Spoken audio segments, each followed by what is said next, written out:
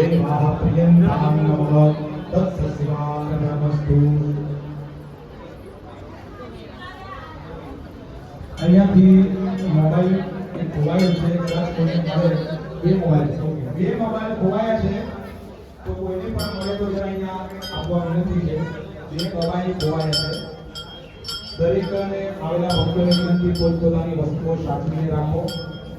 નાના બાળકોનું પણ ખાસ ધ્યાન રાખો, પોતાની જે ચીજ વસ્તુઓ સાથે લાવ્યા હોય એને સંભાળીને રાખો।